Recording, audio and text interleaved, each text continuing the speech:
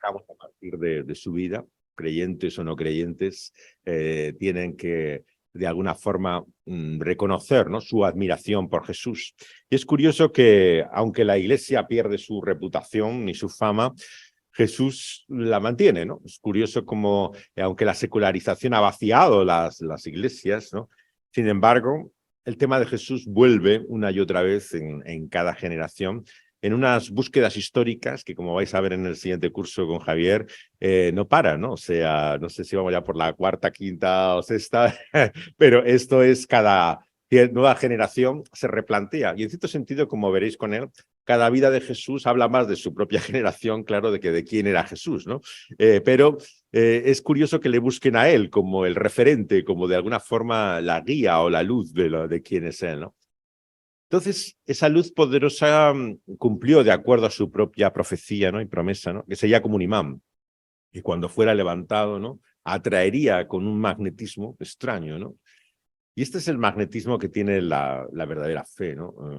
Es la atracción que produce la persona de Jesús, ¿no? O sea, quién es él, ¿no? Y desde esa luz vemos las cosas con otra perspectiva.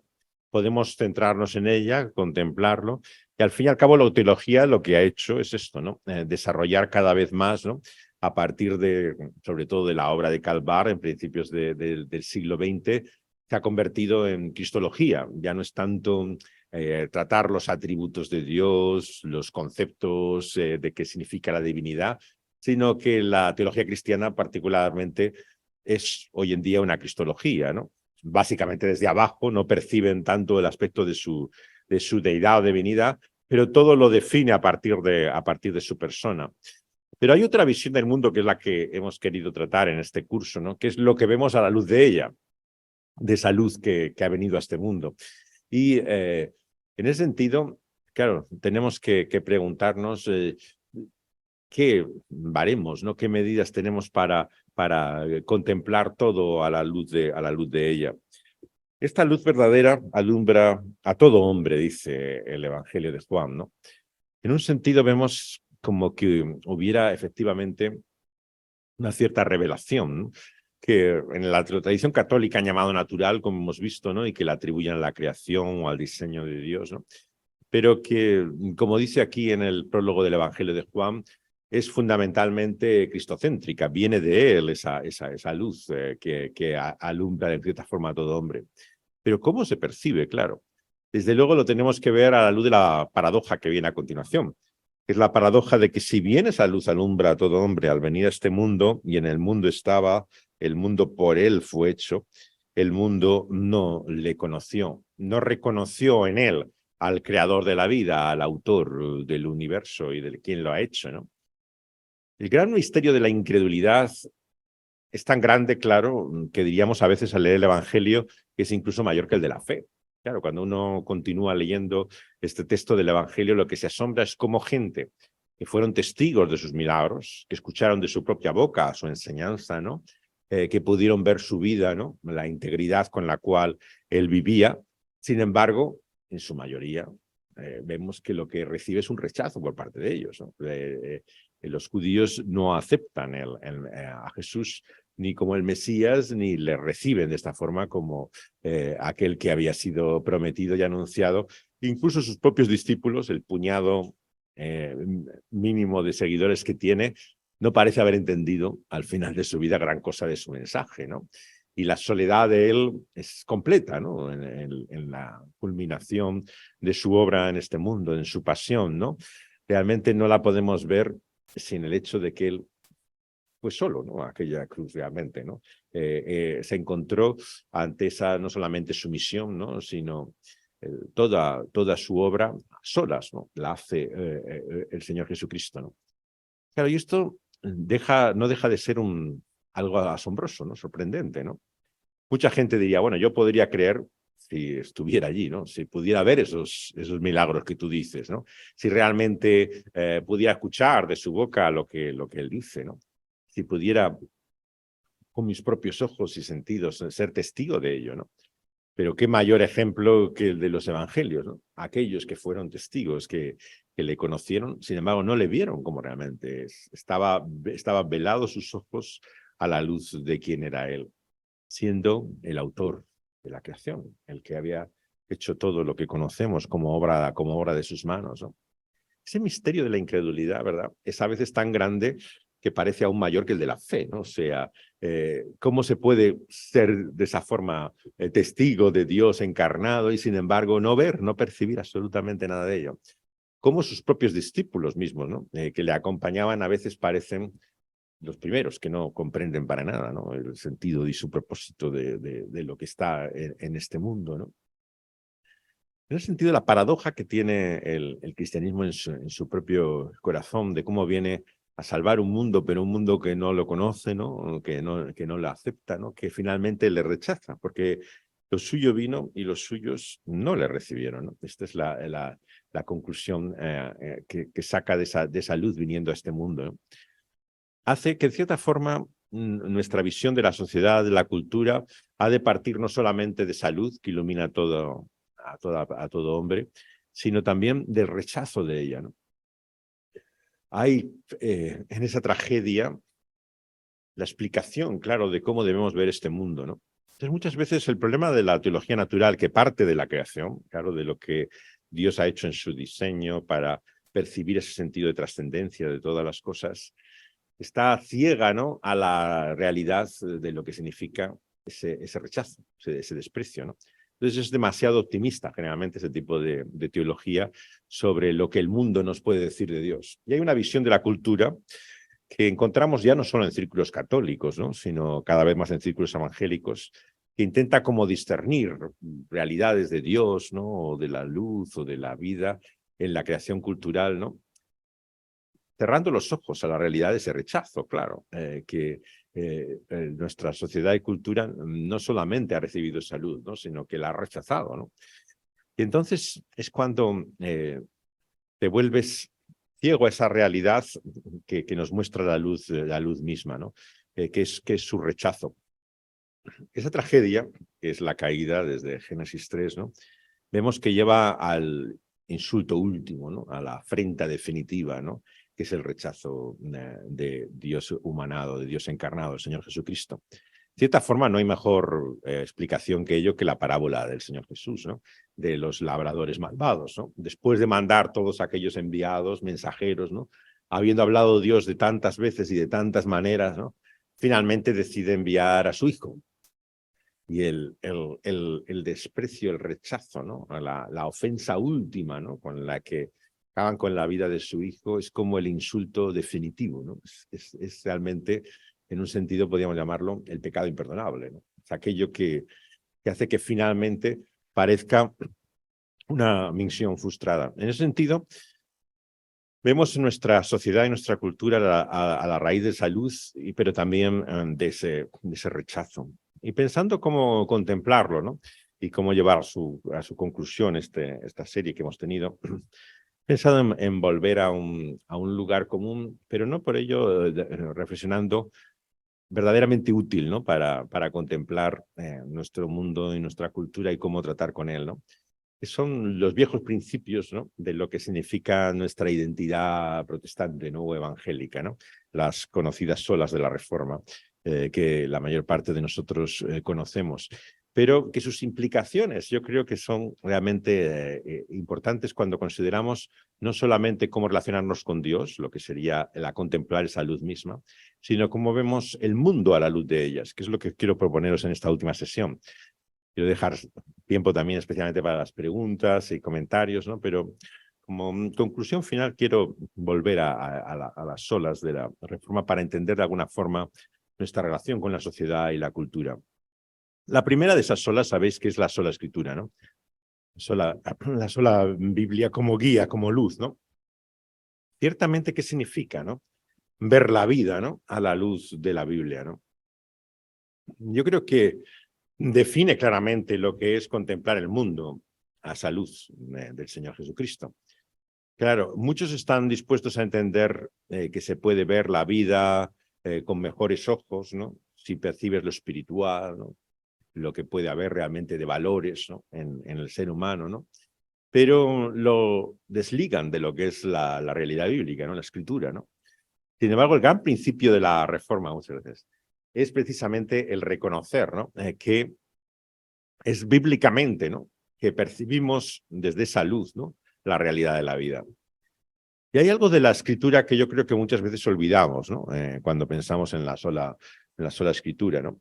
Que la Biblia no solamente te revela quién es Dios, ¿no? Que es esa luz inaccesible, que no podemos traspasar y que verdaderamente, ¿no? O sea, es una luz trascendente, ¿no? Totalmente fuera de nosotros, ¿no? Y que es su santidad, ¿no? La realidad de que no podemos conocer si Él no se revela, ¿no? Si Él no se muestra, ¿no? Pero sino también lo que podemos descubrir a la luz de ella, ¿no? Lo que podemos descubrir a la luz de ella somos nosotros mismos, ¿no? La Biblia, claro, es un libro que si bien nos hace un cuadro de la creación de todo el mundo, obra de sus manos, ¿no? Va dirigido, claro, a seres humanos, ¿no? Somos nosotros el objeto, ¿no? De esa revelación, ¿no? Entonces muchas veces olvidamos que la Biblia es la que nos muestra quiénes somos nosotros, ¿no? Cómo somos en realidad, ¿no?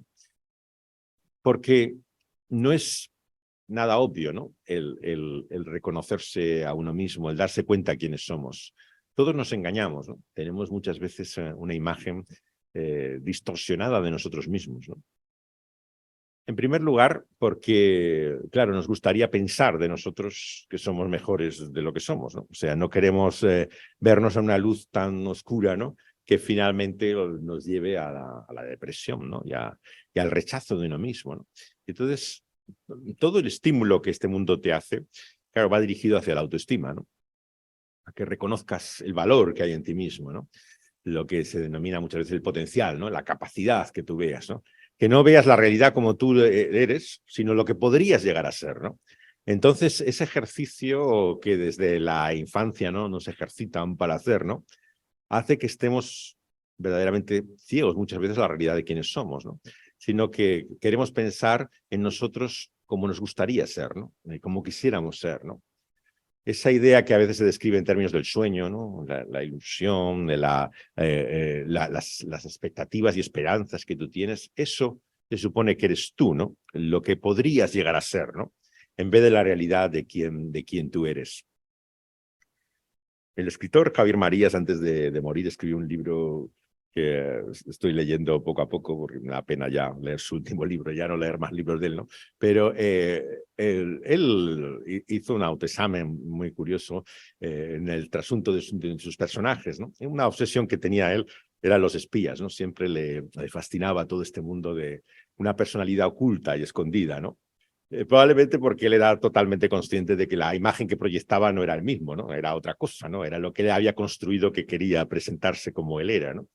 Pero en sus personajes siempre entra en ese conflicto, ¿no? Entre la realidad y el personaje que pretende ser, ¿no? Y es una trilogía, la última que hizo, en la cual hay un español criado en la Escuela de Instituto Británico de Madrid, ¿no?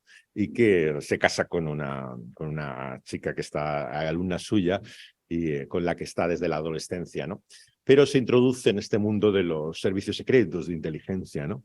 Y entonces desaparecen, literalmente, ¿no? Un día ya la mujer se queda sola y no sabe qué ha sido de este hombre que ha tenido toda esta vida paralela y oculta, ¿no? En esta última historia comienza mostrando qué es finalmente tu vida, ¿no? Se hace una reflexión ya a una cierta edad el personaje, ¿no? ¿Qué es tu vida? Lo que has hecho, ¿no? O lo que podrías haber sido, ¿no? Entonces empieza a hablar en el comienzo de su libro de cómo nuestra vida no es solamente, ¿no? Lo que hemos llegado a hacer, ¿no? Sino lo que quisiéramos realmente haber hecho y no hicimos, ¿no? Es un poco como la reflexión final también que se hace en esta serie terrible, ¿no? De Secesión, que es una saga familiar que procesó, que pues, tienen la propiedad de unos medios de comunicación y entretenimiento en todo el mundo. Una serie de HBO, un canal que originalmente por cable, particularmente nihilista, ¿no? Y muy duro en sus contenidos de series, ¿no? Y esta serie es las miserias de un clan familiar, ¿no? Ante lo que parece la muerte inmediata del personaje de Roy, que es el hombre que ha construido todo este emporio, ¿no? Y os podéis imaginar de qué trata la serie, ¿no? Todas las mezquindades de los hijos pugnando entre sí, ¿no? Por ver quién se va a quedar con la herencia del padre, ¿no? Pero hay uno que hace como en estas sagas de mafiosos, ¿no? como el consejero, asesor, que no es parte de la familia, ¿no? Que está con él 35 años, asesorándole como de consejero, ¿no? Y ha llegado también por la edad el momento en que se va desprendiendo, ¿no? Y entonces le trata tan mezquinamente como se ha comportado en toda la vida, ¿no? Y le echa en cara el personaje, dice, pero no te olvides que tu vida son tus actos. Tus actos son quien realmente eres, le dice en las últimas palabras a este hombre de Roy, ¿no? Es claro, cuando pensamos en qué es nuestra vida, ¿no? Como dice María, es que es lo que hemos realmente hecho o lo que podríamos haber llegado a hacer, eso es también parte de lo que nosotros somos, ¿no? Él utiliza un ejemplo de un caso histórico, ¿no? Que era Hitler se le intentó asesinar muchas veces, ¿no? Y uno de los grandes misterios de la historia es que nunca acertaban, ¿no? O sea, siempre este tipo de tiranos, como ha ocurrido con muchos de ellos, es que parece que están protegidos de alguna forma, tienen la trama perfecta, pero siempre se libran, ¿no? Y un caso, por lo visto, que no conocía yo, pero se ha hecho una película, por lo visto, de antigua sobre el caso, es de un hombre que le tuvo a tiro, ¿no? Cuando estaba cazando en las montañas y realmente todavía no había llegado al poder, ¿no? No era el Führer, ¿no? Pero le tuvo a tiro, dispuesto a matarle por su antisemitismo, ¿no? Que empezaba ya muy fuerte, ¿no? Pero se arrepiente en el último momento, ¿no? No le dispara, ¿no? Y acaba él mismo muriendo en un campo de exterminio nazi, ¿no? Y toda su vida lamentando, ¿no? La oportunidad perdida, ¿no? La ocasión que tuvo de poder haber acabado con él y cómo hubiera terminado su historia, ¿no? Entonces comienza con esta historia para mostrar, claro, no solamente las ocasiones perdidas, ¿no? Sino lo que podríamos haber llegado a ser, ¿no? Y nunca fuimos, ¿no? Lo que nunca llegamos a hacer, ¿no? Y que tal vez deberíamos haber hecho, ¿no? Entonces, claro, la escritura nos contempla con un realismo tal, ¿no? Que nos muestra cómo somos realmente, ¿no? No solamente con nuestros actos, efectivamente, pero sí con lo que verdaderamente hay en nuestra mente ahora, ¿no? Lo que son nuestras actitudes, voluntad, ¿no? Todo lo que es lo que bíblicamente se llama nuestro corazón, ¿no? Entonces, claro, el cuadro bíblico no se basa en el idealismo, ¿no? Del potencial, en cierta forma, de lo que podríamos llegar a ser, sino de lo que somos en realidad, ¿no? Y el cuadro, claro, es tremendamente oscuro, ¿no? O sea, el cuadro que el profeta Jeremías nos dice es de un corazón que realmente no se puede uno fiar de él, ¿no? No podemos percibir al mirar nuestro interior quiénes somos realmente, ¿no? Es la dimensión de esperanza, claro, que tiene la Biblia en su mensaje de rescate, de salvación, ¿no? Es la fe y confianza en lo que podemos llegar a ser, no por nosotros mismos, ¿no? Sino por otro, por Cristo Jesús, ¿no? Ese mensaje cristocéntrico de la Escritura hace que toda ella, ¿no? Apunte una y otra vez, ¿no? A ese otro que no somos nosotros, ¿no? Sino que es aquel en el cual está nuestra esperanza de salvación, de otra vida, por la cual podríamos ser mucho más de lo que hemos sido hasta ahora o de lo que somos en este momento, ¿no? Lo que podríamos llegar a ser gracias y por medio de otro, ¿no? De Cristo Jesús, ¿no? Entonces, la Escritura te revela, ¿no? Al ser humano en esa triple dimensión que vimos también en una de las sesiones, ¿no? Lo que es por naturaleza la tragedia de su caída, ¿no? Pero también lo que significa esa redención, ¿no? Y la esperanza que adquieres de poder llegar a ser, ¿no? Alguien diferente, alguien distinto, ¿no? En ese sentido, ver el mundo bíblicamente es no verlo unilateralmente, solamente desde un aspecto, ¿no? Es ver la realidad de su dignidad, por un lado, siendo creación, obra de las manos de Dios, ¿no? No fruto de un azar fortuito, ¿no? Meramente casual, ¿no? Sino que tiene un propósito que Dios ha dado, pero contemplar la tragedia de esa su caída, ¿no? Y también la esperanza, ¿no? Que puede tener en Cristo Jesús, ¿no? Contemplar las cosas bíblicamente, claro, es verlas no como el mundo quiere que tú las veas, ¿no? La realidad es que estamos condicionados constantemente por nuestra sociedad y cultura, ¿no? A ver a ver las cosas con esos ojos, con esas gafas, ¿no? Que el mundo te quiere ver, ¿no? En el cual el valor que encuentra en nosotros mismos, ¿no? No es el valor que la Biblia nos da, ¿no? Es el valor que el humanismo como tal determina, ¿no? Que tiene el ser humano por sí mismo, ¿no? Y que le hace, en primer lugar, como hemos visto sobradamente, como una criatura maravillosa, ¿no? En el cual, con su corazón de oro, si sigue fielmente sus sentimientos, si pone toda su voluntad y capacidad, ¿no? Llegará a hacer literalmente lo que quiera, ¿no? Es como una infinita posibilidad, ¿no? Del ser humano, ¿no? Entonces, desde esa visión, claro, se prescinde de Dios, se prescinde de toda necesidad de una ayuda, ¿no? Sobrenatural, ¿no? Eres tú mismo, ¿no? El sentido de la vida, ¿no? Y tienes que alcanzarlo por ti mismo, ¿no? Pues ver las cosas bíblicamente es verlas desde la perspectiva de aquel, ¿no? Que nos da la luz, ¿no? De quiénes somos realmente. Criaturas, pero criaturas caídas, ¿no? Y que solamente en nuestra vulnerabilidad, en nuestra debilidad, ¿no? Entendemos nuestra esperanza, ¿no? De otra vida, ¿no? De salvación y de sentido, ¿no? Ahora bien, ¿por qué contemplarlo todo a la luz de un libro, ¿no? El buen libro, claro, el libro de los libros, puede ser apreciado literariamente, ¿no? Considerar que tiene un cierto valor, ¿no? Histórico, que está su narrativa detrás de la visión del mundo de todas las historias que podemos conocer o leer, ¿no? Pero realmente lo considera simplemente como una fuente, ¿no? El de donde nacen, ¿no? Muchas de las historias, pero no ve en él la gran historia, ¿no? Que te explique toda la realidad. Entonces, ¿qué ocurre cuando rechazamos en la perspectiva bíblica, ¿no? La gran historia, ¿no? La verdadera historia, ¿no? Optamos por otras historias, ¿no? Por otras narraciones, ¿no? Esta forma actualmente tan popular, ¿no? De describir la vida y el mundo, ¿no? Desde las narrativas, ¿no? Que dan explicación al mundo, ¿no? Si os fijáis, son narrativas alternativas a lo que es la escritura, ¿no? Que pretenden dar un sentido a la vida, ¿no? Pero desde una agenda, ¿no? Y un pensamiento que es extraño a la escritura. Entonces, lo que os propongo en primer lugar es que la sola escritura te libera de todas estas narrativas que determinan, ¿no? En cierta forma, tu visión de cuál es la historia verdadera.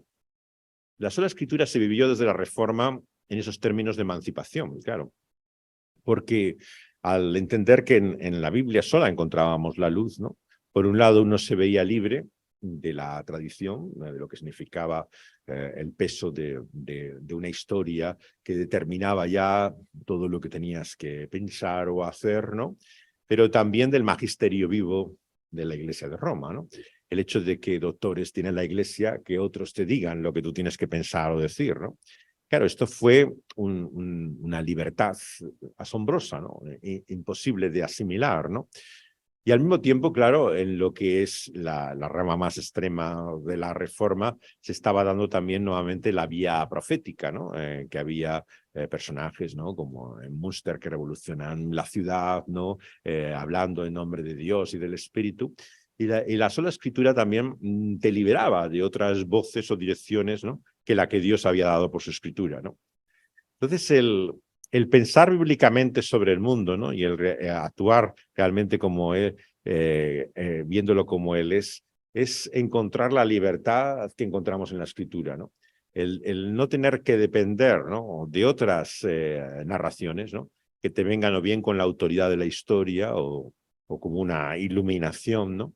No solamente en el ámbito religioso, sino también en el ámbito del mundo y de la vida como tal, ¿no? Creo que he mencionado que fue Steiner, ¿no? Este escritor judío, profesor obviamente de literatura, pero que enseñó en ambos lados del océano, ¿no? Tanto en las universidades británicas como americanas más conocidas, ¿no?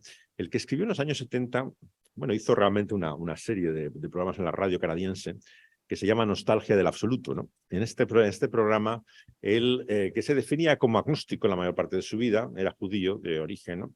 Él lo que observa es que el mundo, ¿no? En aquel momento, ¿no? Por lo menos en los años 70, estaba regido por unas narrativas con una perspectiva absoluta de la vida, ¿no? Y que funcionaban como lo que él llama pseudoteologías, ¿no? Él lo que ve es que cuando se desecha la teología judío-cristiana que la Biblia muestra, no se queda uno en el vacío, en una tabla rasa en la cual ya no hay ninguna perspectiva. No, sino que adquieres otra teología sustitutoria, ¿no? Él analiza en el libro que publicó Siruela, creo que son 5, me parece, pseudoteologías, ¿no? Que toman de ellas. Una de ellas es, por supuesto, el marxismo, ¿no? Que está muy vinculado a su pueblo judío, ¿no? Donde toma enorme fuerza, ¿no? Desde el siglo XIX toda la visión marxista, ¿no? Y cómo hay una concepción teológica, claro, en el marxismo, ¿no? Hay un mal original, el que viene y que produce esa lucha de clases, ¿no? Que es la desigualdad que produce la riqueza, y eso es como entiendes el mundo. Cuando tienes que ver el mundo, lo que tienes que ver es quién tiene el dinero. Y si, cuando observas dónde está el capital, ahí percibes cuál es el origen de todos los problemas, porque ahí está la causa, la explicación. Ese es el mal de los males, de donde viene todo, ¿no? A partir de esa explicación del pecado original, claro, empiezan a ver la realidad de lo que puede ser una esperanza de cambio, ¿no? Y ese está en esa lucha, ¿no? Que tiene que asumir, ¿no? La clase, en este caso, proletaria, para producir el cambio. Pero hay una esperanza escatológica, claro. Finalmente hay el sueño del hombre nuevo, ¿no? Que como Guevara dijo al final en la ONU, ¿no? Todavía no se había alcanzado, ¿no? Pero no había que perder el sueño, ¿no? Habría que aferrarse a ese sueño, esa ilusión, que tantas veces se llama la utopía, ¿no? La utopía en la cual se tiene que encontrar la motivación para seguir adelante, ¿no?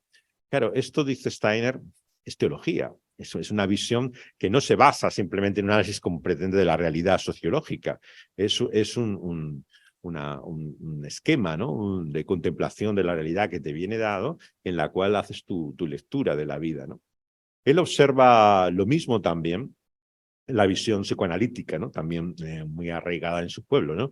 Judío, que a partir de Freud, ¿no? Empieza a contemplar también cuál es el mal original del hombre, ¿no? Esta represión, ¿no? Por la cual tú estás condicionado, ¿no? Para reprimir tu ello por un super yo de lo que debería tener implantado en tu educación, ¿no?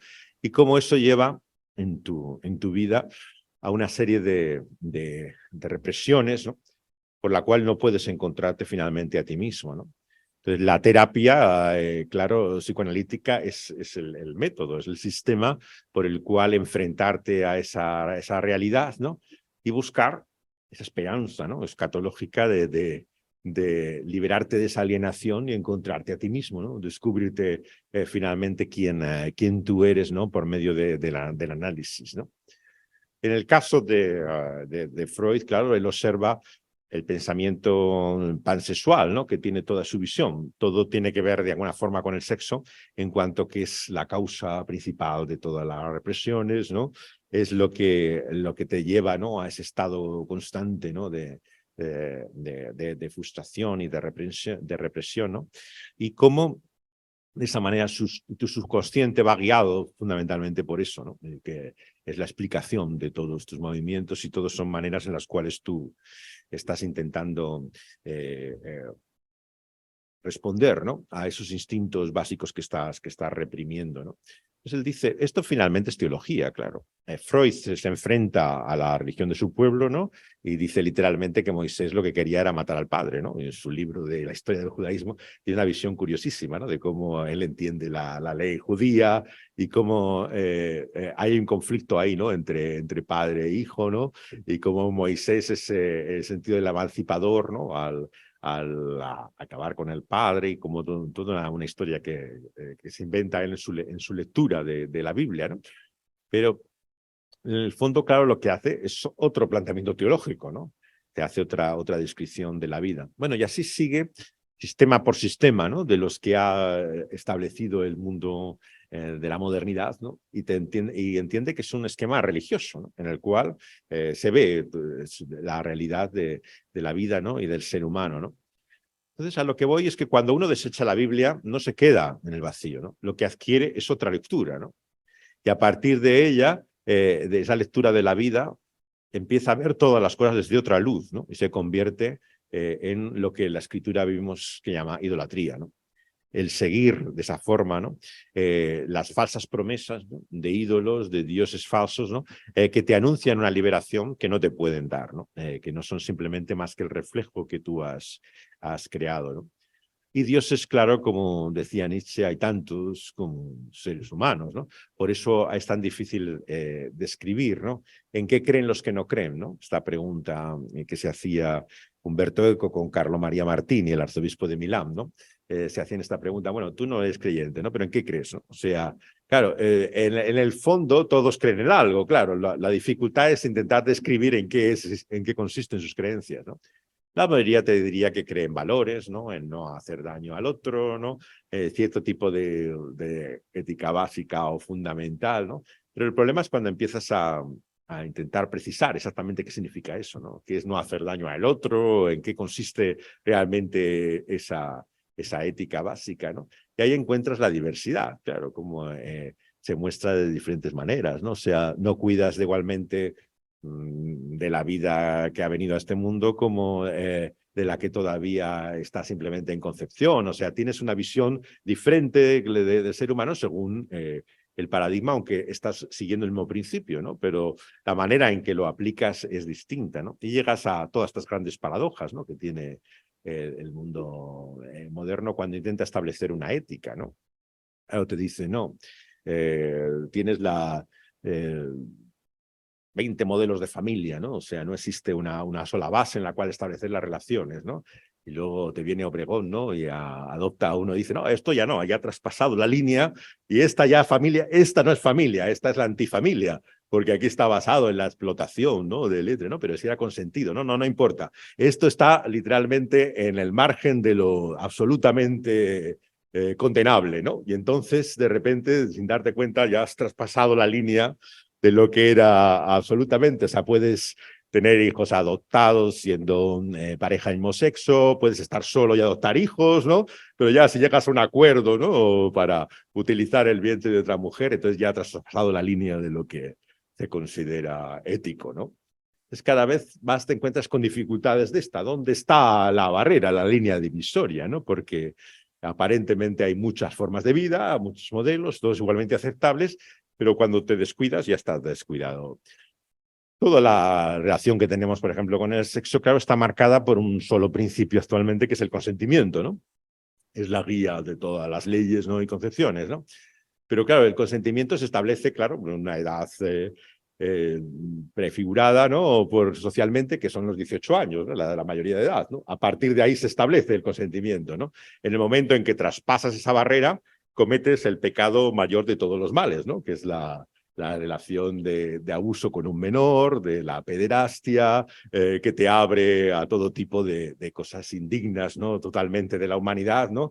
Porque has pasado la barrera que se ha establecido simplemente, ¿no? Entonces, claro, cuando empiezas a pensar en la debilidad de esos criterios, ¿no? De los baremos de lo que establecen, lo que es correcto, de lo que es equivocado, de lo que es bueno, de lo que es malo, ¿no? Te das cuenta que es una línea tan frágil, ¿no? Tan débil, claro, que carece de absolutos, ¿no? Los absolutos que tú le has querido establecer para sustituir el único absoluto, ¿no? Que es Dios y su palabra, ¿no? Lo que él establece, ¿no? Y entonces, al dejarla de lado, has tenido que volver a poner otros absolutos, ¿no? Comentaba el día que hablé de los polos magnéticos, de alguna forma, ¿no? Que mueven a la gente en general, ¿no? De cómo, por un lado, hay un deseo de independencia, de no estar regido, ¿no? Por la voluntad de otros, ¿no? Pero por otro lado, también un nuevo legalismo, ¿no? Una necesidad de, bueno, tiene que haber normas, ¿no? Y llega los antisistemas, ¿no? Al poder, ¿no? Y no paran de ponerte una ley detrás de otra, ¿no? Y todas las leyes son punitivas, ¿no? Son con castigos, ofensas y tal, no sé cuánto. Y de, bueno, pero no eran los partidarios de la libertad, ¿no? O sea, finalmente, cuando están en la posición de poder establecer, se convierte todo en una serie de esquemas legalistas totalmente, ¿no? De reglas y de normas para regir la sociedad, ¿no? ¿Por qué? Porque necesitamos, ¿no? De alguna forma, ¿no? Conformar como un orden. Y si no lo establece una autoridad divina, lo tendrás que establecer tú, ¿no? Tú tendrás que poner de alguna forma las reglas y las normas y las consecuencias y castigos de ello, ¿no? Pasando de la sola escritura, claro, llegamos a la gran dimensión de la Biblia, de la gracia, ¿no? El hecho de que nuestra propia vida, ¿no? Es por ese favor inmerecido de Dios, ¿no? Y que una y otras veces no vemos que ese afán que tiene el mundo por encontrar una justicia, que ciertamente está en Dios, ¿no? Finalmente le hace olvidar esa otra realidad divina, ¿no? Que es su misericordia, su favor inmerecido, ¿no? Entonces, por un lado, claro, te hablan de que si hay un Dios, tiene que haber un Dios de amor que finalmente te acepte, te comprenda, ¿no? Y que te diga, mira, chico, has hecho de tu vida un desastre, pero no te preocupes, hijo mío. Finalmente yo soy un Dios de amor y paso por alto todo esto, ¿no? O sea, esta es tu esperanza de si realmente existiera una hora de la verdad, un juicio final, ¿no? En el que finalmente lo que impere sea ese amor que gobierne. Pero por otro lado, lo que rige tu vida en este mundo es un sistema ya no de justicia, ¿no? Sino verdaderamente justiciero, de revancha continua, ¿no? Por el cual una y otra vez no solamente se establecen leyes, sino que tienen un fuerte carácter punitivo, ¿no? La justicia se entiende siempre como la revancha, ¿no? Del mal que has cometido. Y cuando la gente pide justicia, lo que pide es un castigo, claro, es de lo que está hablando, ¿no? Y cuando no hay justicia es porque la gente no ha recibido, ¿no? Ninguna retribución al mal que ha hecho, ¿no? Entonces, toda la dimensión de la gracia desaparece y se concentra todo, claro, en cabezas de turco, ¿no? Personajes que adquieren como, se convierten en el centro de todos los males, ¿no? Igual que históricamente pues lo podía ser Hitler, Stalin o Gengis Khan, ¿no? Que son los únicos malos que a la historia realmente no tienen redención, ¿no? Así igualmente pues se busca en cada generación, ¿no? Los personajes en los cuales concentrar todo tu odio, ¿no? El enemigo a combatir que no tiene salvación posible, ¿no? Y ves como con la facilidad, claro, que puedes pasar, como las películas de Clint Eastwood han mostrado estos últimos años, de ser el héroe a ser el enemigo de la sociedad. O sea, puede toda la gente admirarte en un día, ¿no? Que de la mañana siguiente a la otra te conviertes en el objeto de todo el rechazo o el desprecio de la misma persona, ¿no? Y te asombras y te preguntas qué ha pasado, ¿no? O sea, cómo es que este individuo pasa de la admiración al completo desprecio, ¿no?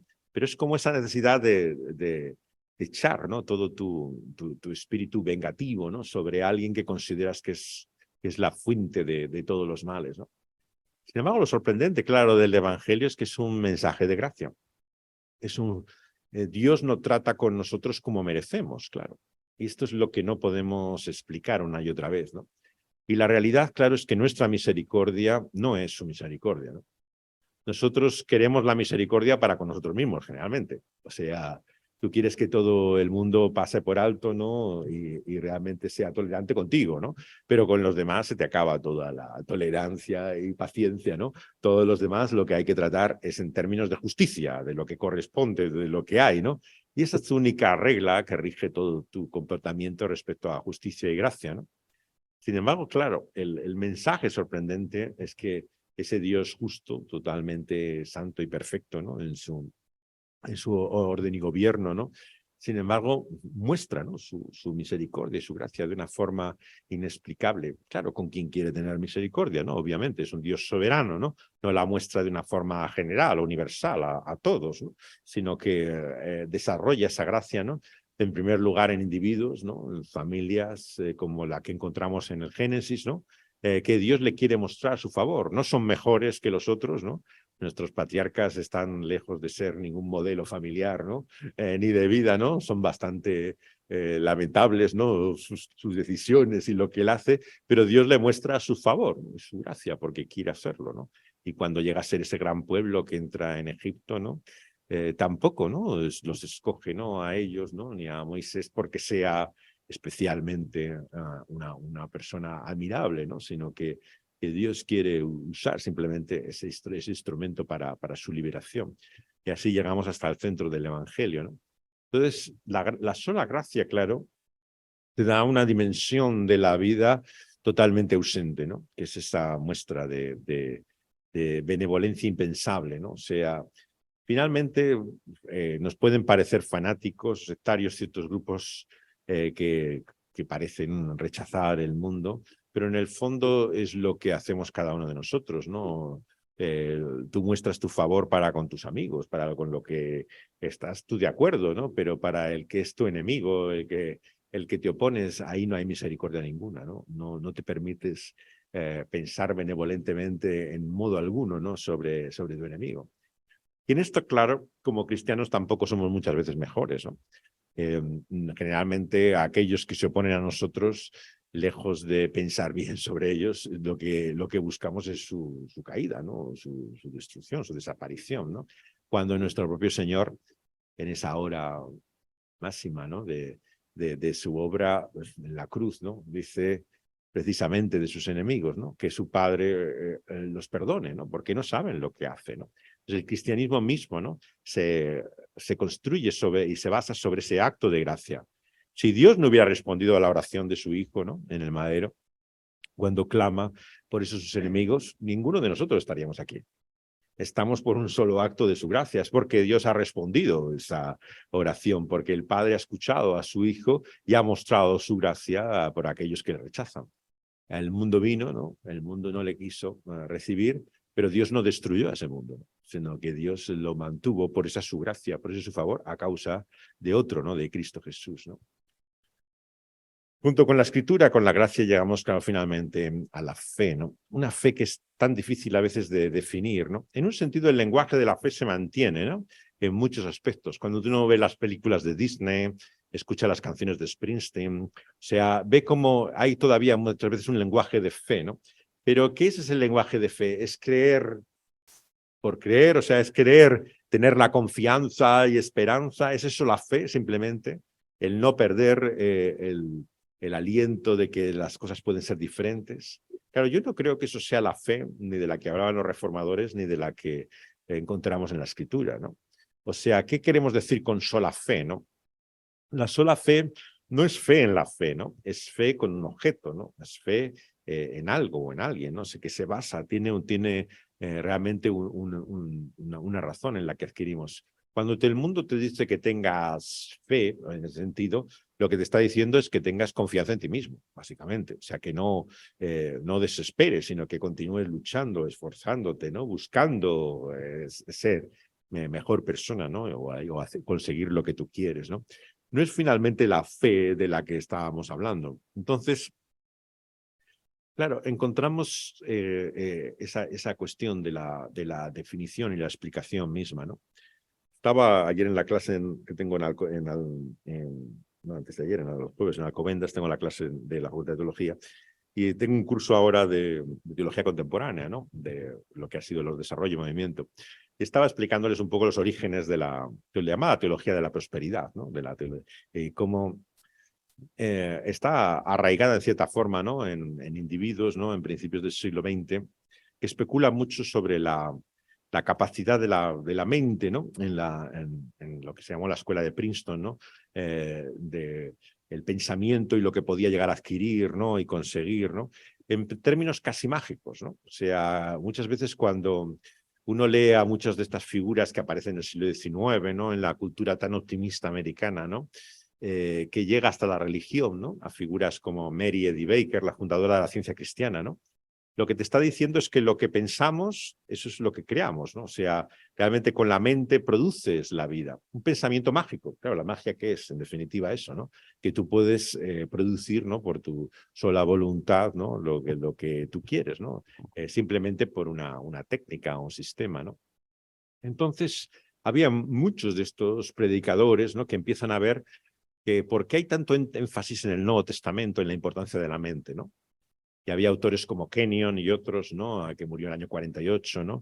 Y gente que vivió en la primera mitad del siglo XX, que decían, bueno, claro, esta importancia de la mente cristiana es porque tú en tu mente determinas cómo vives, ¿no? ¿Cuál es la clave de la santidad de la vida cristiana, ¿no? El tener pensamientos puros, limpios, positivos. En la medida que tú piensas, así vives, ¿no? Entonces, se convierte en toda una especulación sobre la capacidad, ¿no? Que tenemos de determinar nuestra propia vida, ¿no? Por nuestros pensamientos, ¿no? Y que, en cierta forma, concilia con un pensamiento secular, claro. Los libros más leídos últimamente son los de esta hija del psiquiatra Rojas, ¿no? Que es neuróloga o neuropsicóloga, y que uno se llama ¿Cómo puedes hacer que cosas buenas pasen, ¿no? Y el otro te habla de las personas vitamina, ¿no? Bueno, yo he tenido la enfermiza cosa de leerlos por curiosidad, de ver lo que están diciendo, ¿no? Y claro, a veces roza el pensamiento mágico, ¿no? O sea, esta mujer necesita contactar con alguien de la ONU, no sabe cómo dar con ella, entonces se propone en su mente y va, como voy esta tarde a Galicia al aeropuerto, ¿no? Y se encuentra que en la cola que está esperando para aparece la persona que le da el contacto, ¿no? Entonces toda su vida la explica así, ¿no? Con un acto mental por el cual va condicionando lo que hace, ¿no? Claro, esto es superstición, es una cosa totalmente mágica. Ella lo pone en términos neuropsicológicos y te habla de partes del hemisferio, de cómo se producen, determinado tipo de cosas químicas, pero todo suena a un bla, bla, bla realmente de pensamiento mágico, ¿no? No es nada científico, ¿no? Sin embargo, claro, todo lo presenta en términos, en terminología y lenguaje científico, ¿no?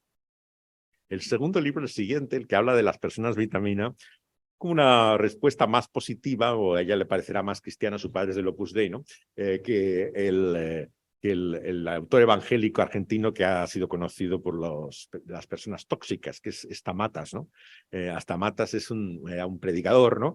Que después de estar en cosas de demonología encontró la piedra filosofal escribiendo libros sobre las personas tóxicas, ¿no? Bueno, suena poco cristiano, ¿no? Dedicarse toda su vida a hablar de personas tóxicas, pero encontró el hallazgo total, ¿no? O sea, porque se convirtió en el bestseller durante mucho tiempo, ¿no? De cómo evitar las personas negativas, ¿no? Y todo lo que te comunica, ¿no? Y cómo produce, ¿no? Entonces, en este segundo libro, Rojas ha dicho, bueno, voy a hacer algo más positivo, voy a hablar de las personas vitamina, ¿no? Las personas que realmente te alientan y te animan, ¿no? Y ha querido hacer una lectura más positiva que el predicador argentino. Y entonces, claro, en el fondo también te encuentras con una visión como que son otros los que te influencian la vida, ¿no? El mensaje del Evangelio, claro, te muestra a la luz verdadera, pura, ¿no? En medio de un mundo de oscuridad. Claro, si lo que contamina al hombre es lo que viene de fuera, como dice Jesús, ¿no? Claro, ¿cómo podía mantener él su corazón puro? Pero la realidad que Jesús muestra a sus discípulos, ¿no? Y a aquellos que le oyen, es que lo que nos mancha y lo que nos corrompe, ¿no? No está fuera, está dentro de nosotros, ¿no? Entonces encuentra en ese corazón, ¿no? La raíz de todos nuestros males, ¿no? Por eso es por lo que, aunque se rodea de personas lo más tóxicas posibles, claro, el círculo de Jesús no puede ser absolutamente menos recomendable, no hay mucha vitamina ahí alrededor, ¿no?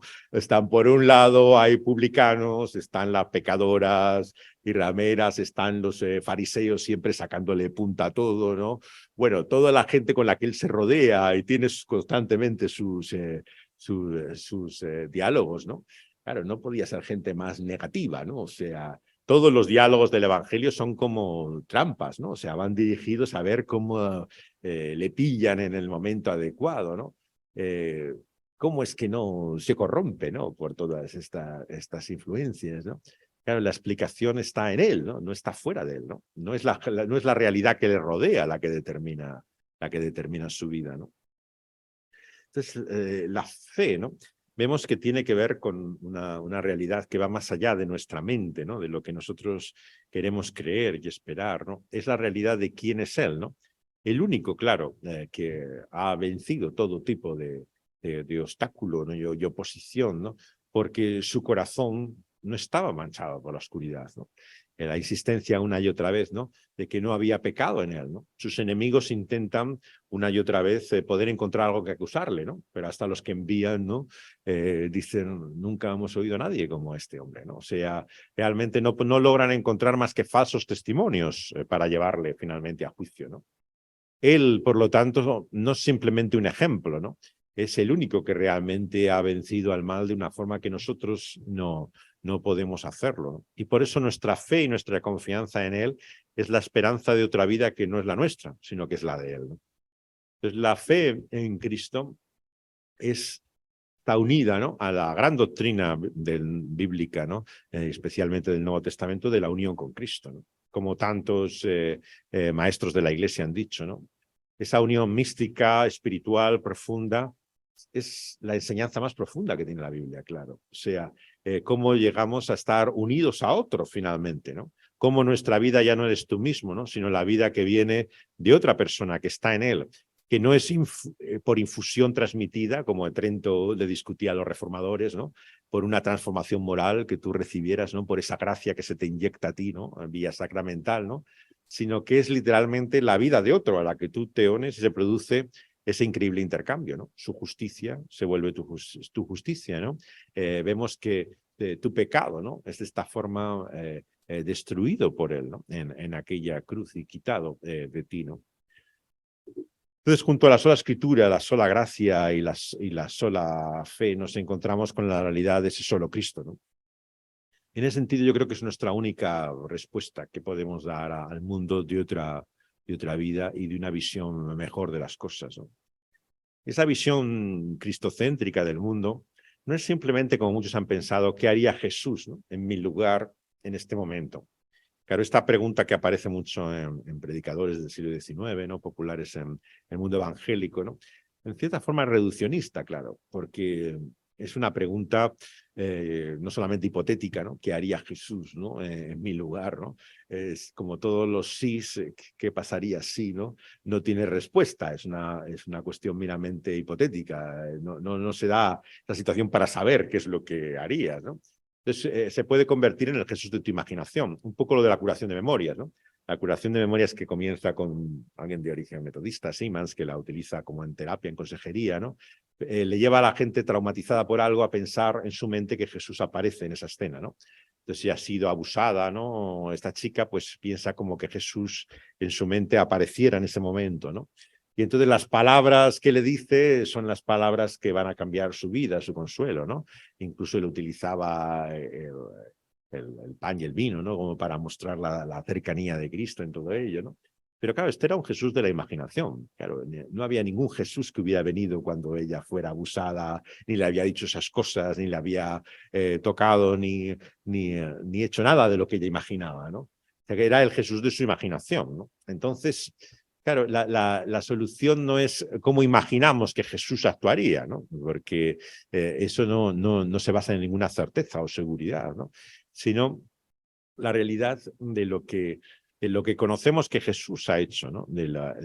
Volviendo otra vez al testimonio de la Escritura, la realidad de cómo es Él, cómo Él se manifiesta, ¿no? Y qué nos dice Él del mundo y de la vida, ¿no? Y cómo sus palabras nos dan luz sobre todas las cosas, ¿no? Entonces, la fe en solo Cristo quiere decir, como Luis también dice en su Diablo, que está adiestrando a su sobrino, ¿no? Le dice, bueno, si no puedes quitarle a Jesús de la cabeza, ¿no? Y todas estas cosas de Dios, ¿no? Y de la fe, por lo menos ponle el cristianismo y algo más, ¿no? Y entonces empieza a hacer una lista todo de posibles alternativas, ¿no? El cristianismo y la familia, el cristianismo y los valores morales, el cristianismo y la paz, ¿no? El cristianismo y el progreso, o el cristianismo y lo que sea, ¿no? Y le dice, bueno, por lo menos ese sustituto, ¿no? Le mantendrá alejado, ¿no? De la persona de Dios en Jesús, ¿no? Claro, esta es la gran tentación en la que hemos caído, ¿no? Finalmente, muchas veces nuestro mensaje, y cualquiera que mira incluso páginas cristianas en Internet, lee algunos de tus libros o escucha incluso a ciertos predicadores, siempre es el cristianismo y algo, ¿no? O sea el cristianismo y el valor de la vida, sea el cristianismo y la familia, sea el cristianismo y la justicia social. Pero, claro, como todo lo que los reformadores decían que se añade a Cristo, no suma, sino resta, ¿no? O sea, le pones, no es que alcanza más extensión, ¿no? Y logra más eficacia y le da otra dimensión, sino que le quita, ¿no? Del carácter de solo Cristo, ¿no? Entonces, todo el debate de Trento fue finalmente eso. Finalmente, a lo que el catolicismo siempre se resiste de la doctrina protestante es a ese sola. O sea, realmente ningún católico tiene problema con la escritura, con la gracia, con la fe o con Cristo. Tiene problema con que sea sola escritura, sola gracia, sola fe. Y de hecho, lo primero que te debaten es todo donde está en la Biblia mismo, ¿no? Te dicen, bueno, en Romanos tampoco dice eso lo inventó Lutero, que era solamente por la fe, ¿no? O sea, ese sola no está ahí, o sea, eso lo habéis puesto vosotros, ¿no? O sea, nunca ha sido sola la fe, ¿no? Y entonces, claro, hay esa continua resistencia siempre, ¿no? A ese, como decía el señor Grau siempre, ¿no? A la Y, ¿no? La conjunción que nos diferencia siempre del catolicismo, ¿no? Lo que le pones con la Y, ¿no? Es siempre lo que le añades a ello, ¿no? Entonces da igual lo que sea, o sea, finalmente, si no es lo que Roma le ponía, ¿no? Que era el magisterio de la Iglesia o la tradición o las buenas obras, ¿no? Es lo que le pone el mundo contemporáneo, ¿no? ¿Está bien el cristianismo? Sí, es el cristianismo para este fin, ¿no? Y tiene este desarrollo, ¿no? Y entonces, en vez de añadir valor al cristianismo, lo que le hace es restarle, porque no es solamente Cristo. Eso nos lleva al tema de la suficiencia. Yo creo que esto define bastante bien lo que son las solas, ¿no? de la fe evangélica. Es la suficiencia de la escritura, ¿no? Lo suficiente de la gracia, ¿no? La suficiencia que hay en la fe y en Cristo Jesús. Y finalmente, para concluir, sabemos que todo esto te lleva al gran principio, que no es solamente una forma de concluir documentos, ¿no? El soli Deo gloria, ¿no? El solamente a Dios la gloria, sino que es verdaderamente el colofón de todo ello. ¿Por qué hace Dios toda esta obra que describe el Evangelio, ¿no? Por el cual manda a su Hijo a este mundo, ¿no? Trae la luz a este mundo que le rechaza en la oscuridad y se propone este rescate, sin embargo, del mundo perdido. La única explicación está en Dios mismo, claro. ¿Qué entendemos por la gloria de Dios, ¿no? Volviendo a Luis, hoy que le mencionamos bastante, ¿no?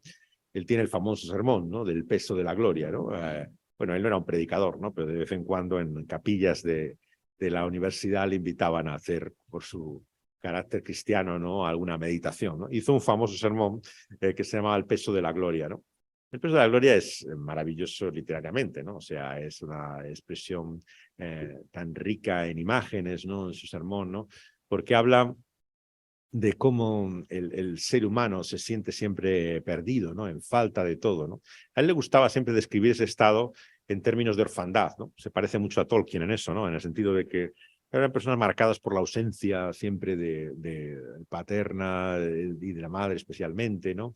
Y vivían siempre en el mundo con esa conciencia de no haber encontrado nunca su hogar, ¿no? Entonces, esa enajenación, ese sentido de alienación que tenían, cuando llegan a la fe, ¿no? Es para ellos el mayor bien que han encontrado, ¿no? El haber encontrado un padre, ¿no? El haber encontrado en la adopción, ¿no? Y es interesante, claro, que lo que viene a continuación en el texto que he dejado de leer, el versículo 12 dice, a los que le recibieron, a los que creen en su nombre les dio la potestad, ¿no? Dice la Reina Valera del 60, de ser hechos hijos de Dios, ¿no?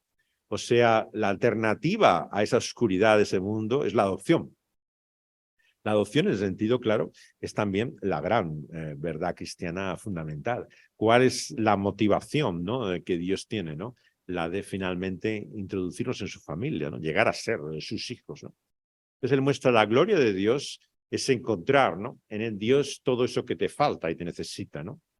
Pensando estos días que estoy predicando sobre Éxodo, sobre la famosa revelación del Señor, ¿no? A Moisés, ¿no? Yo soy el que soy, ¿no? Y el hecho, claro, de que el propio nombre de Yahvé, de Jehová, del tetragramatón judío, haga referencia al ser, ¿no? Él es el que es, ¿no? Claro, entiendes muy bien por qué en francés se le llama el eterno, ¿no? A Dios, ¿no? Para describir como ese ser de Dios, ¿no? El que es siempre, ¿no? Entonces, entender que Dios se haya revelado a sí mismo, ¿no? Con esa descripción del ser, ¿no? Yo soy el que ser, ¿no? Claro, te puede llevar por un lado a la especulación, ¿no? Toda esta teología, ¿no? También del siglo XX, que simplemente describe a Dios como el ser, ¿no? Como un concepto filosófico, ¿no? Que prácticamente, ¿no? Y sustituye así el nombre de Dios por el ser, ¿no? Pero también te puede llevar a entender realmente lo que Dios nos quiere comunicar de sí mismo, ¿no? Él es el que es y su gloria, ¿no? Es lo que describe su ser, ¿no? El hecho de la manifestación maravillosa, ¿no? De quién es Él, ¿no? Alec Matiar, que era un predicador anglicano de esta generación particularmente brillante, ¿no? Muy lúcida, capaz de describir en muy pocas frases, ¿no? Las grandes verdades de la escritura, ¿no? Como Derek Kidner y todos aquellos predicadores mayores, ¿no? Que ya están con el Señor, que tenían esa capacidad de concisión, ¿no? Que en una frase te ponían F.F. Bruce, ¿no? Toda esta generación tremenda, ¿no? Que tenía una manera de poder explicar el mensaje bíblico, ¿no? Con una gran profundidad y sencillez al mismo tiempo, ¿no? Y Matías describe el yo soy el que soy del Éxodo como yo soy todo lo que te hace falta, yo soy el todo suficiente, le gustaba así explicar el hebreo y el término de esa explicación, ¿no? Y esto me lleva también finalmente a esta conclusión, ¿no? Que es el del soli Deo gloria. Si Dios es todo lo que necesitamos, es el todo suficiente, ¿no? Claro, ahí entiendes por qué la búsqueda, ¿no?, de todos los santos desde la antigüedad ha sido la contemplación de ese Dios, ¿no?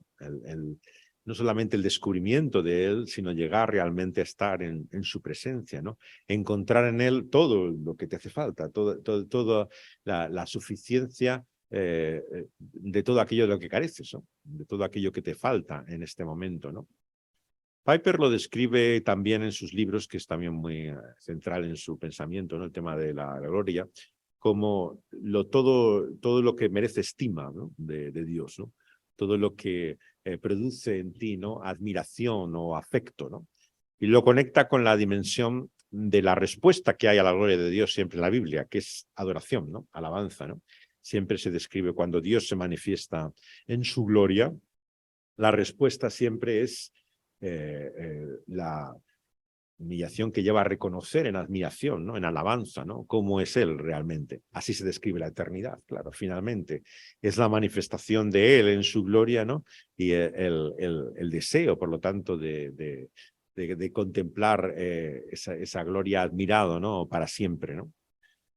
Pensaba también por un programa de radio que hacía el otro día en el tema de la transfiguración, y la importancia que tiene este hecho, ¿no?, es como un giro, como dice Keller, ¿no?, en el Evangelio de Marcos, ¿no?, por el cual introduce toda una nueva sección, ¿no?, la segunda parte del Evangelio, ya concentrada no solamente en quién es Jesús, ¿no?, sino en lo que significa el conocer a Jesús, ¿no?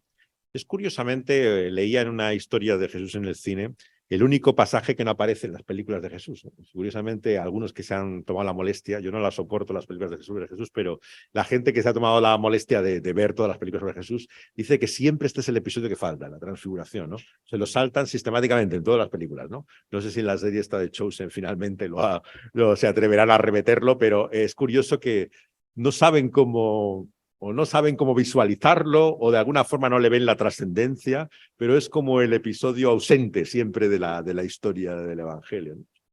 Claro, pensando en la transfiguración, ¿qué es lo que significa, no? Claro, por un lado tiene la revelación de Dios en su gloria, ¿no?, manifestada, claro, por Moisés y Elías, ¿no?, la profecía y todo lo que significaba, ¿no?, la obra de Moisés, ¿no?, en su ley, ¿no?, y toda su liberación del éxodo, ¿no? Hablan de su éxodo, de la propia obra que él va a hacer, ¿no? Pero también la famosa reacción de Pedro, ¿no?, de que aquí nos quedamos, ¿no? O sea, esto es lo que estábamos buscando, ¿no? Vamos a establecer aquí.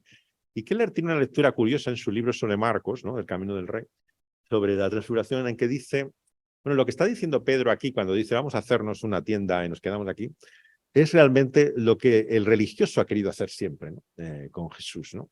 Vamos a hacer un templo, vamos a hacer un lugar de culto en el cual podamos establecer el ritual y la alabanza correcta, ¿no?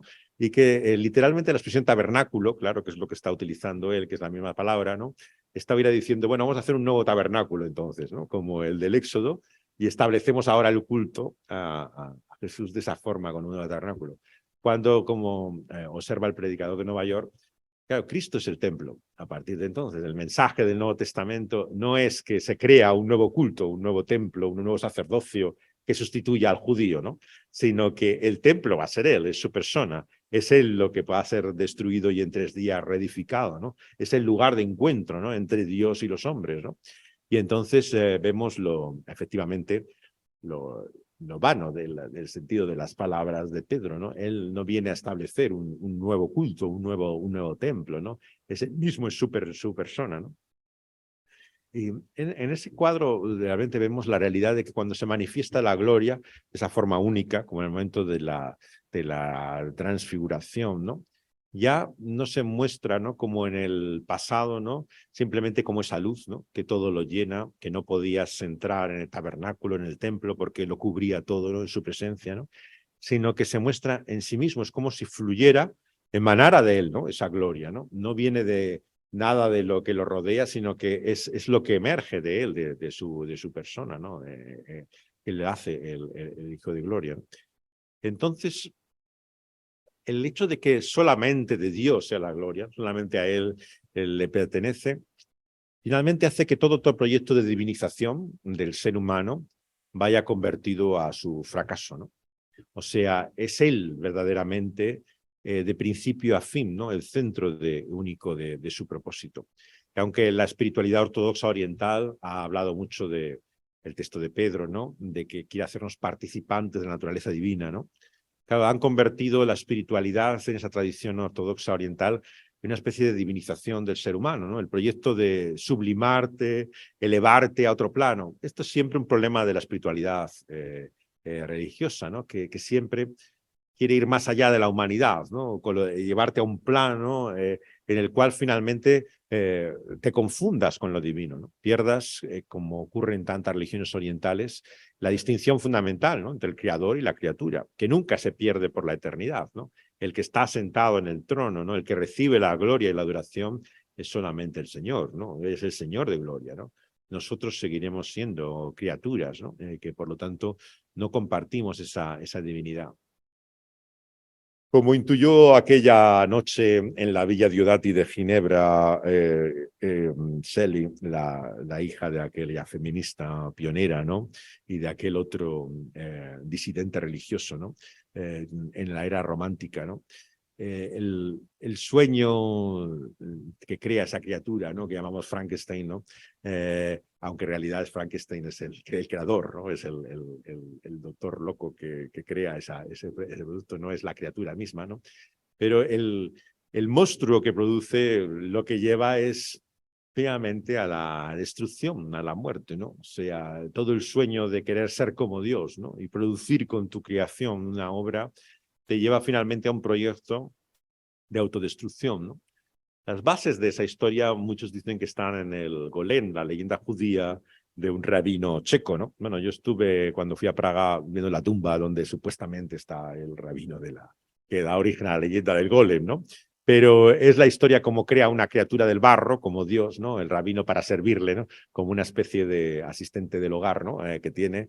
Y claro, aquello se convierte en un infierno, una locura, ¿no? Porque la criatura que hace el golem lo que hace es destruir absolutamente toda la casa, acaba arruinando la vida del rabino, ¿no? Pero en el fondo, claro, es el objetivo de la cultura de Babel, como dijimos, ¿no? El hacerse un nombre para ser como Dios mismo, ¿no? Intentar elevarte de esta realidad hasta el cielo mismo, ¿no? Y que esto te dé una identidad y te dé una seguridad, ¿no? Porque tienes el control de las cosas. Estos últimos días que hemos estado haciendo este curso, ¿no?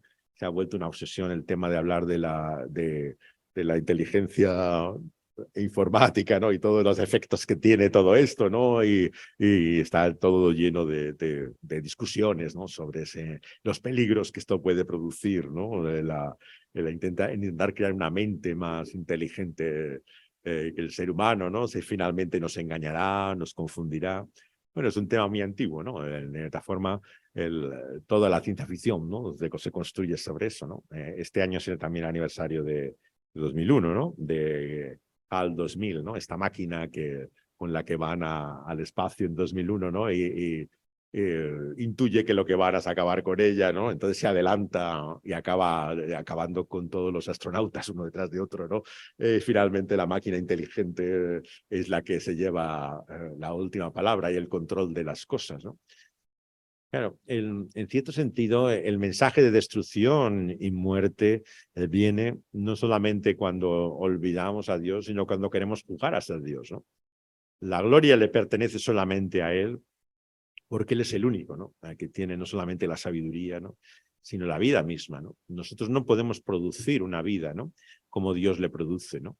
Como ocurre en la fantasía de Blade Runner, ¿no? Cuando estas criaturas, ¿no? Que no se sabe si son máquinas o son personas, ¿no? Se van al creador, ¿no? Y le dicen, no, es que yo no quiero acabar mi vida, ¿no? Yo no quiero morir, ¿no? O sea, ¿por qué tenemos que ser destruidas, ¿no? Se enfrenta a una realidad de que toda la creación humana va siempre destinada a esa su destrucción, a su muerte. Es el final inevitable. El único en el que está la vida es Dios, ¿no? A Él le pertenece solamente la gloria porque en Él está esa vida misma que describe el Señor Jesús como eterna, ¿no? Y cuando el Señor nos da vida eterna, quiere decir que no hay otra vida como la que Él nos da, ¿no? No solamente en su duración, ¿no?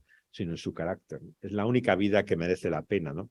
La única vida que realmente es digna, ¿no? De toda estima, de todo afecto, de toda admiración, ¿no? En ese sentido, supongo que la adoración y la alabanza, ¿no? Es la respuesta más apropiada, ¿no? A lo que significa esa luz que Dios ha venido a traer a este mundo, ¿no? El reconocer quién es Él, ¿no?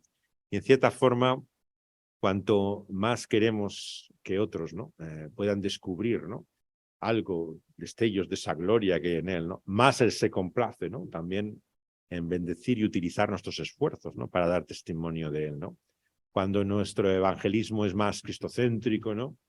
Yo creo con toda seguridad, ¿no? Que el Señor bendice, ¿no? Todo testimonio o esfuerzo que glorifica a su Hijo, ¿no? Que no busca en primer lugar su propio interés. El gran problema es que mucho de nuestro servicio cristiano, ¿no? De nuestro ministerio, es siempre Cristo y algo más, ¿no? Sí, Cristo y mi propia satisfacción, ¿no? Cristo y mi causa y mi iglesia con su crecimiento, ¿no? Cristo y la fama de mi ministerio, ¿no? Entonces, claro, te preguntas, ¿no? Hasta qué punto también fracasa muchas veces ese tipo de esfuerzos, sencillamente porque no es solamente Cristo, no es solamente su gloria, ¿no? Sino que es la causa que tú buscas, ¿no? Tiene sentido, claro, nuestra mejor respuesta también ha de ser siempre de considerar, ¿no? Hasta qué punto, ¿no? En nuestra autoconciencia, ¿no? Nos vemos cautivos, ¿no? Para descubrir la sorpresa que hay en Dios, ¿no? Estamos tan pendientes de nosotros mismos, ¿no? Que finalmente perdemos de vista, ¿no? La realidad de quién es Él, ¿no?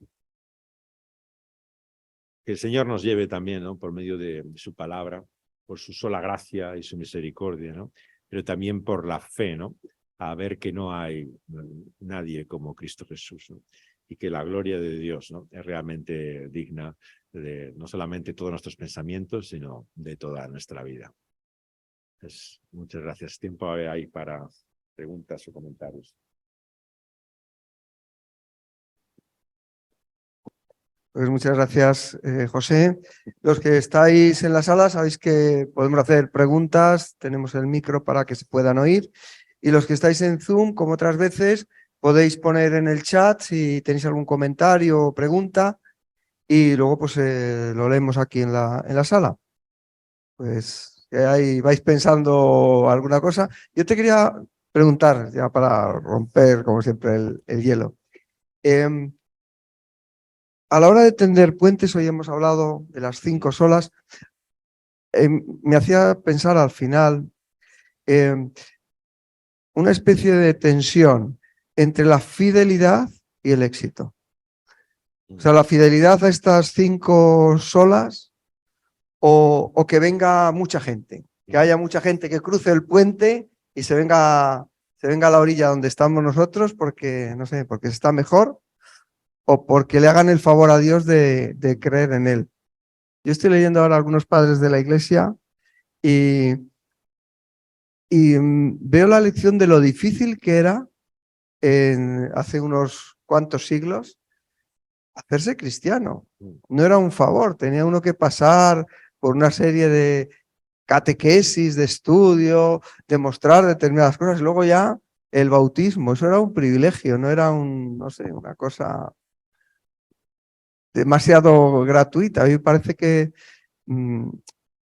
invitamos a las personas a que con mucha facilidad pues vengan a la iglesia y digan, bueno, pues soy cristiano y ya está, pero sin una fidelidad. Entonces, no sé si puedes comentar algo sobre esto. Sí. ¿Fidelidad o éxito? Sí, pensando en Marcos, que estoy siguiendo en este programa de radio, ¿no? Realmente el camino de la cruz, como dice Keller, es un camino de autonegación, ¿no? Que lleva de sufrimiento, desprecio, rechazo, de debilidad y vulnerabilidad, pero sin embargo en el cual está realmente la gloria, el poder, ¿no? La sabiduría, ¿no? Todo lo que está encerrado en la manifestación de la vida de Dios en nosotros implica también muchas veces el ser despreciados, ¿no? El ser insignificantes a los ojos de este mundo, ¿no? En ese sentido, claro, el relato del Evangelio no es un relato de éxito humano, ¿no? Obviamente, como acaba Jesús su obra, ¿no? Tras su resurrección, podemos decir que había un número considerable de seguidores, pero claro, realmente qué expectativas tenía, ¿no? La mayor parte incluso de sus discípulos más allegados simplemente se habían marchado, como Pedro, ¿no? Se va a pescar, ¿no? O los que van a Emaús, ¿no? Era bonito mientras duró, ¿no? Pero esto ya se ha acabado, ¿no? O sea, realmente no ves que la esperanza del resucitado llenara los corazones de sus seguidores, ¿no? Tras concluir su obra, ¿no? O sea, todo lo contrario, ¿no? Lo que ves es que estaban ciegos y más bien el aposento alto parece la búsqueda del consuelo, ¿no? De, mira, qué pena, ¿no? Todo esto que ha pasado, ¿no? Más que realmente una confianza en lo que venía después, ¿no? Les estaba comentando antes contigo, ¿no? Y que me preguntaba esta semana sobre el tema del crecimiento de la Iglesia, ¿no? En los primeros siglos, ¿no? De la obra de este sociólogo, Rodney Stark, americano, ¿no?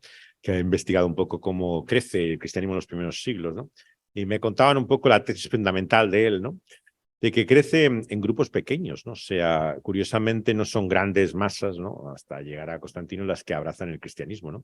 Sino que son minorías, ¿no? Que van extendiéndose. Y leyendo yo sobre también lo que decía otro historiador de la Iglesia y de las religiones, ¿no? Observa que a diferencia de otras religiones, el cristianismo no mantiene su centro. O sea, el judaísmo sigue siendo la Tierra Santa y el lugar sagrado Jerusalén, ¿no?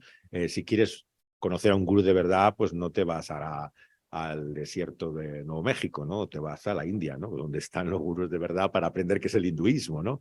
O sea, si quieres conocer una religión como el Islam, ¿no? Pues tienes que peregrinar un día a la Meca, ¿no? Ir a Oriente Medio, ¿no? Que es donde está realmente el corazón del Islam, ¿no? Y aprender su idioma, el árabe, y poder leer el Corán en esa clave, ¿no? Pero el cristianismo, curiosamente, claro, observa este historiador, se desvincula desde su inicio de su propio origen, claro, a partir de la dispersión, ¿no? Que viene tras la destrucción de Jerusalén, ¿no? Se establecen luego en esos seguidores judio-cristianos helenísticos en Alejandría y se va estableciendo, moviéndose al norte de África, al norte de África se va a Roma, sigue toda la historia, ¿no? Que lleva hasta el mundo anglosajón, las colonias, ¿no? Se pasa a otros hemisferios.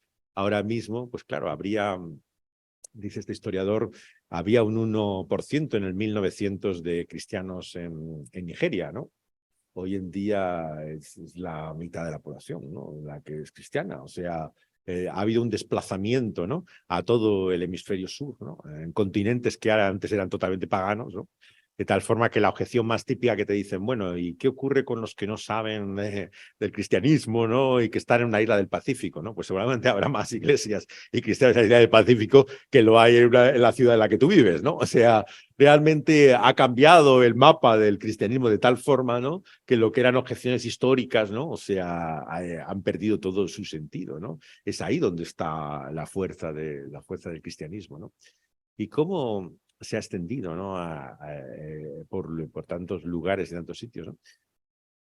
De cierta forma, yo creo que también porque no ha buscado el éxito que el estético cree que le viene por el poder, ¿no? O por la imposición, ¿no? Claro, es en medios de lo que llamaríamos desfavorecidos, ¿no? La gente que no controla, influye en el mundo, ¿no? Es muchas veces la que ha abrazado esa fe cristiana, ¿no? Serán muchos, ¿no? Pero no son, desde luego, los más poderosos, ¿no? Los que tienen más influencia en este mundo muchas veces los que abrazan la fe, ¿no? Sí, estoy leyendo también este libro que ha salido ahora traducido de una profesora de Calvin College que se llama John Wayne y Jesús, ¿no? Cómo el cristianismo evangélico se corrompió en la era de Trump, ¿no? Es un libro crítico, claro, sobre el cristianismo de Estados Unidos, ¿no? Pero el libro te describe, ¿no? ¿Qué ha pasado? De ser el cristianismo evangélico marginal, ¿no? En América, ¿no? Como era en la depresión, pues la religión de los pobres de las grandes ciudades, ¿no? Que tenían estos predicadores callejeros, ¿no? Todo este mundo marginal, ¿no? A ser la religión del poder, ¿no? Establecido y que se reconoce, ¿no? Una cosa que me llamó la atención, estaba escuchando esta tertulia que se llama La Cultureta, ¿no? Que tienen que hablan comentaristas de diferentes sitios habían leído el libro. Entonces hicieron un monográfico en la radio sobre el libro, ¿no? Y la historia, ¿no? Y el escritor periodista Sergio de Molino, que escribe en El País, ¿no? Le había llamado la atención del libro, ¿no? Dice, bueno, ¿esta gente dónde está? Dice, estos son como los seguidores del rock duro, del heavy metal, ¿no? Que ves un festival y hay miles de ellos y dices, bueno, pero ¿dónde están? O sea, esa gente, esa música no la oyes en otro sitio, ¿dónde se meten? Es como una secta, pero que vives a espaldas de ella y de repente te encuentras que son muchos, ¿no? Y que tienen muchísima influencia y lo que hay, ¿no? Les decía, estos son los evangelistas, ¿no? O sea, tú no los ves nunca, ¿no? Y de repente, ¿no? Son aquellos a los que van los políticos a buscar los votos, ¿no? Que de repente tienen de todo, ¿no? Tienen radios, televisiones, iglesias llenas, ¿no? Y viven como en otro universo paralelo al otro, ¿no? Y me pareció una buena descripción la que hacía, ¿no? Porque realmente es un poco la percepción de muchos de nuestros vecinos, ¿no? O sea, no tienen una idea muy clara de qué es esto de evangélico, pero claro, luego cuando se enfrentan a él, dicen, bueno, ¿de dónde ha salido toda esta gente? ¿No? O sea, existen, ¿no? Y en cierta forma, ¿cuál es la causa de nuestra invisibilidad? ¿No? ¿Es falta de éxito, ¿no? O falta de fidelidad? Bueno, ese éxito tienen en cifras, ¿no? Pues la realidad es que somos muchos más de los que hemos sido ahora, ¿no? Sin embargo, claro, es como que no se percibiera la realidad de quiénes son ellos, ¿no? Hay como un elemento que sigue haciendo que aunque no seamos el pequeño pueblo muy feliz, ¿no? Tres y el gato y poco más, ¿no? Pero que ahora seamos un número más considerable, la gente no es más consciente de la realidad de quiénes son los evangélicos de lo que lo era antes, ¿no? O sea, la mayor parte no tiene la menor idea, ¿no? De realmente de quiénes somos o de lo que creemos. Y probablemente sea más por una falta de fidelidad que no de crecimiento, quién sabe, ¿no?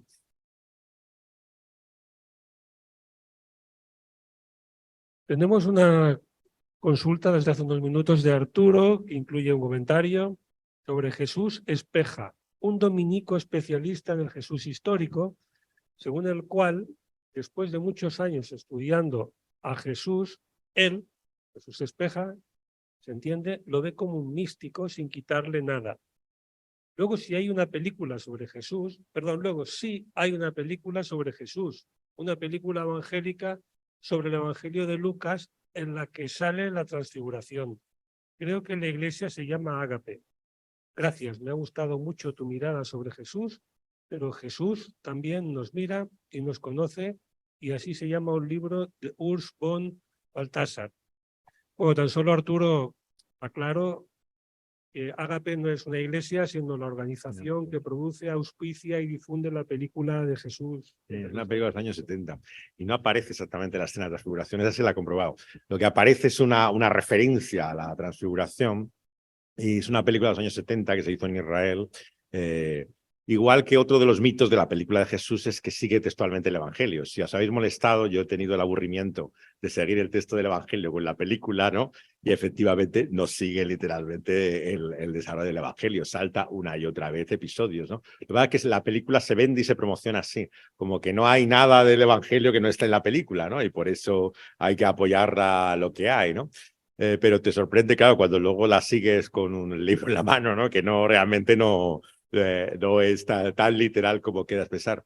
Probablemente, como ha dicho Curro Rollo en un libro que escribí sobre cine, porque es imposible poner la historia del Evangelio en una película, ¿no? O sea, no es un guión de cine, uno puede sacar del texto del Evangelio, o sea, ninguna transliteración. Por eso todo sueño de hacer algo fiel, literal, como era el proyecto de Jesús, probablemente es incluso menos literal que es el Evangelio según Mateo de Pasolini, que no tenía nada realmente de estricto católico, que era comunista y homosexual, y es más fiel al Evangelio que el texto de Lucas que difunde Ágape, ¿no? O sea, en un sentido, no es tan sencillo, ¿no? La transcripción literal.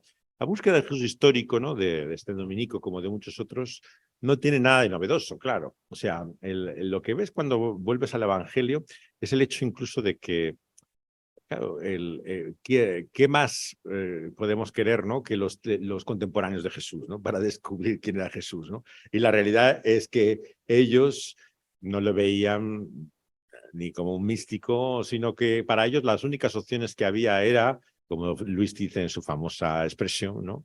o era un manipulador, ¿no? Engañador, que estaba intentando, digamos, llevar a la gente a su propio beneficio, o era un loco que había perdido la cabeza, ¿no? Y lo que tiene son sus propios delirios, ¿no? Y a no ser que incluyamos el misticismo dentro de esos delirios, ¿no? Que había, ¿no? De alguien que se dedicaba, o era realmente quien decía ser, ¿no? Entonces, las opciones que Luis encuentra, ¿no? En la figura de Jesús siguen siendo reflejadas en la búsqueda llamada del Jesús histórico. Pero ocurre que cada autor lo que hace, digamos, es trasplantar lo que quiere ver como en un espejo a Jesús, ¿no? Entonces, este dominico quiere ver en él el místico, otros quieren ver el mago, el taumaturgo, que hace todo este tipo de prodigios, otros se concentran en el rabino, el Jesús verdaderamente judío, el que realmente tiene, ¿no? Otros quieren ver, ¿no? En él como una especie de criatura extraterrestre, ¿no? Otros como un místico al estilo hindú budista. Y todas las historias de Jesús, claro, como decía al principio, tienen más que ver con el autor de ella, ¿no? Que con lo que Jesús realmente es, ¿no? Es como un espejo. Es como Jan Kershaw, el gran historiador de Hitler, ¿no? El autor de su mayor biografía, ¿no?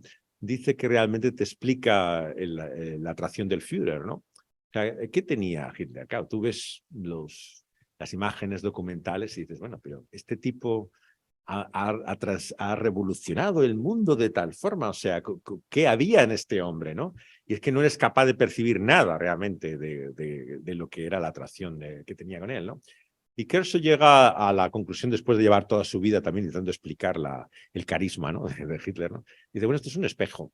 Dice, entonces, un espejo, la gente ve lo que quiere ver en él, ¿no? Entonces, en él reproducía cada uno lo que esperaba y lo que deseaba.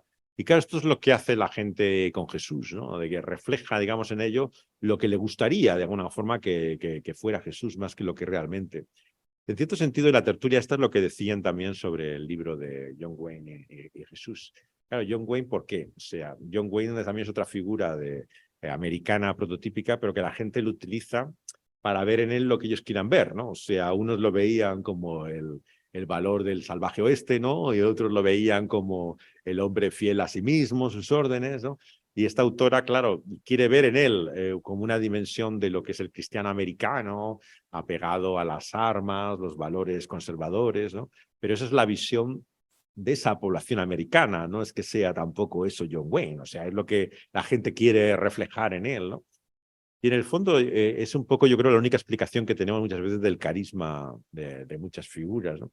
Pero, claro, la respuesta a quién es Jesús, yo creo que tiene que venir del mismo, ¿no? De sus propias palabras, del testimonio de quién es él, no de un estudio que refleja muchas veces nuestro propio prejuicio, ¿no? de su persona.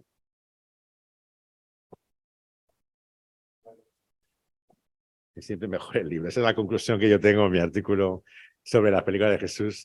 Te digo, siempre la discusión de qué es mejor el libro o la película, en este caso no tiene resolución, ¿no?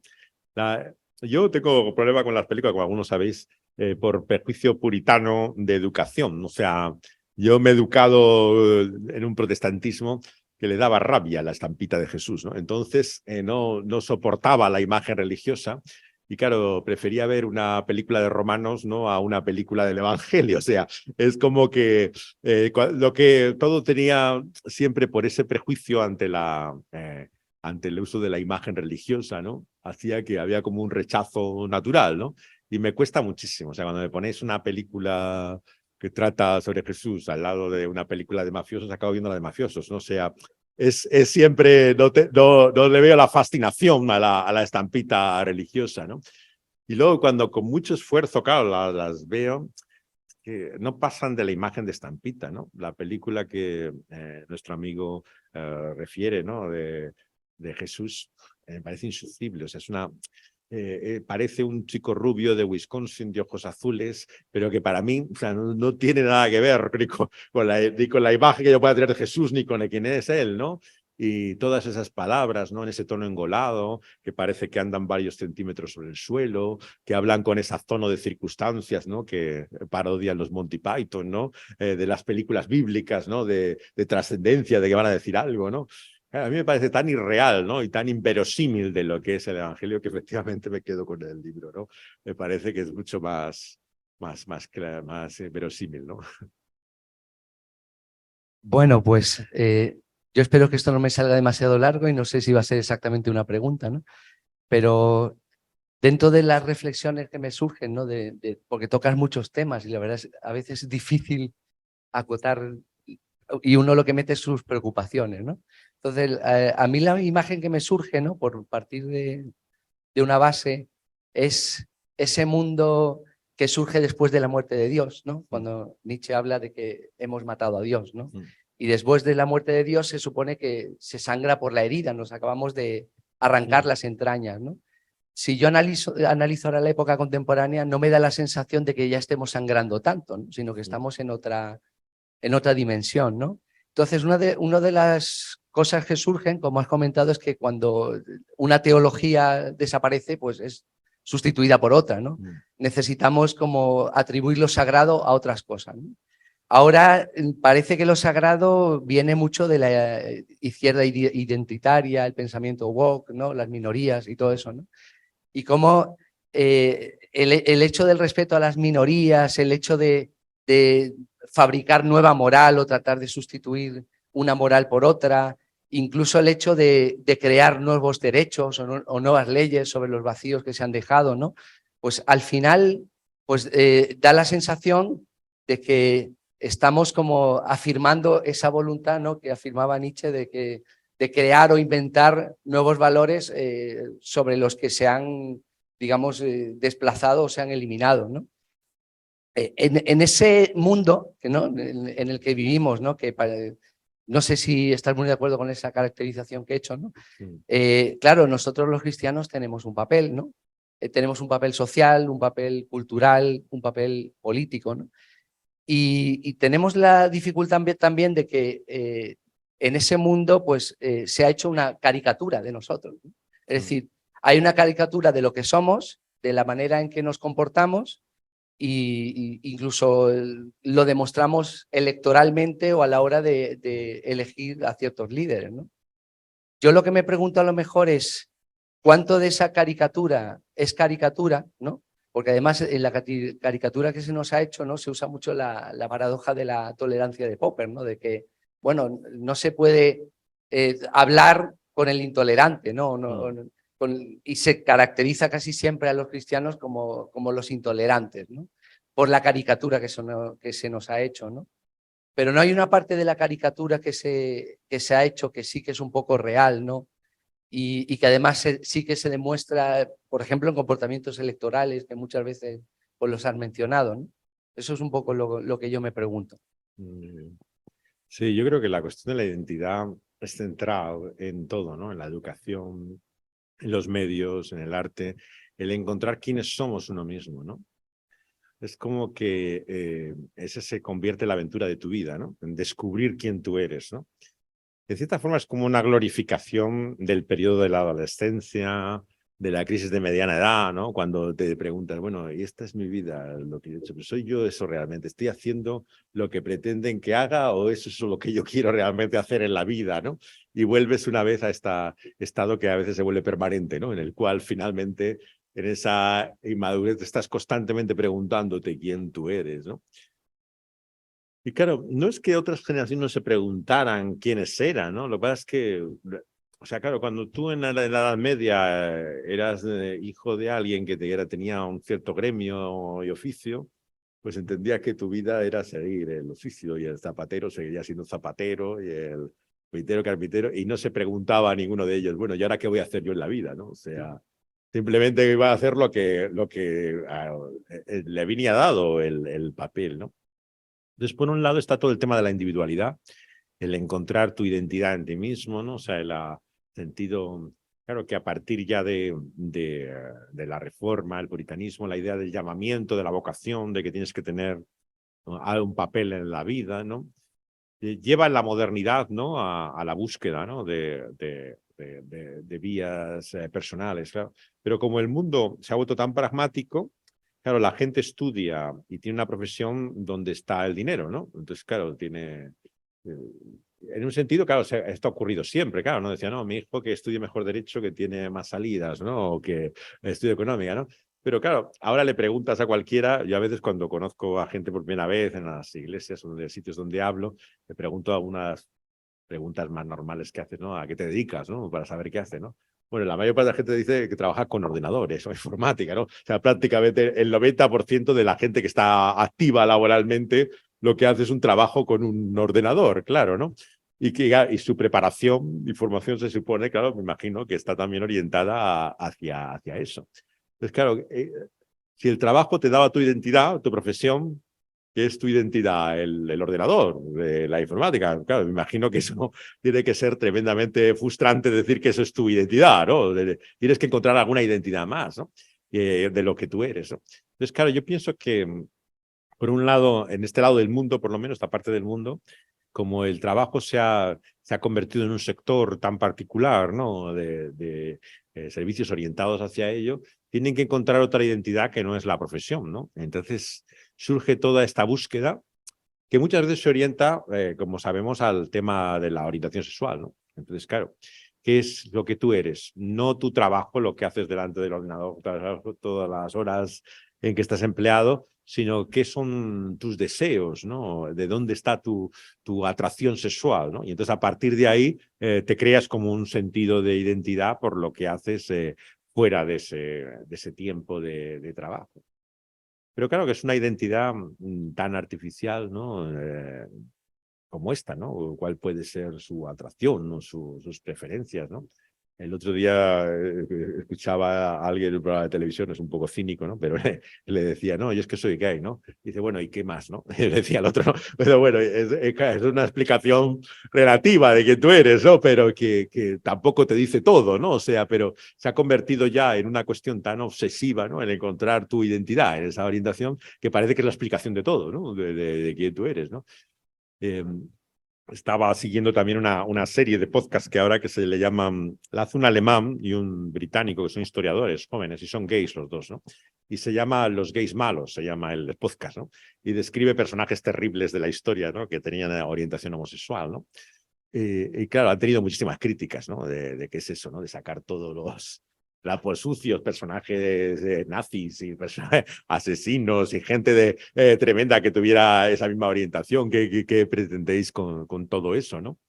Claro, y lo que hacen es demostrar la ambigüedad, ¿no? De esa identidad, ¿no? Y en el fondo, ¿qué te dice? No te dice ni si eres bueno ni eres malo, o sea, no dice nada realmente del individuo, ¿no? Tú estás describiendo por algo como si eso te dijera algo.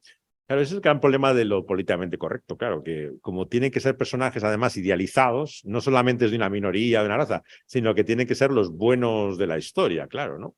Entonces te encuentras como esta estadística que ha hecho el CIS ahora, que están comentándolo hasta el aburrimiento, ¿no? De cómo los jóvenes varones de cierta edad, ¿no? Están todos acomplejados de que les caen todos los males, ¿no? O sea, porque claro, como ellos no son ni mujeres, ni negros, ni homosexuales, ni nada, parece que siempre les caen todos los papeles malos de toda la historia, ¿no? Y entonces ahora ha surgido como toda una generación de adolescentes que le tienen una manía al feminismo y a todo el tema de todo lo que significa, porque están como hartos, ¿no? Y ha salido esta expectativa de partidos como Vox, ¿no? Que dicen que entre los nuevos votantes de estas elecciones próximas, ¿no? Que habrá este mes, ¿no? De los varones que llegan a votar por primera vez, el porcentaje de un partido como Vox es espectacular, ¿no? O sea, tiene como la mayor cota, ¿no? Y es como el fenómeno del péndulo, ¿no? Va como la reacción al otro extremo. Entonces, claro, cuando va todo hacia un lado, te encuentras, ¿no? Y lo ves con el famoso tema de los malos tratos, ¿no? Y la violencia, ¿no? Más campañas que hay, más obsesivamente, continuamente volver una y otra vez. Y no disminuyen en nada. O sea, ¿qué pasa? O sea, realmente tanta educación, tanto discurso, pero ves la impotencia, la incapacidad, ¿no? De encontrar ahí la identidad, ¿no? En ese sentido, como cristianos, yo creo que tenemos que mostrar lo que es nuestra verdadera identidad, ¿no? Y no definirla por una agenda, unos valores, unos puntos comunes que puedas tener, ¿no? Sino que es lo que te da tu particular personalidad, ¿no? Bueno, pues muchísimas gracias. No sé si hay alguna última pregunta.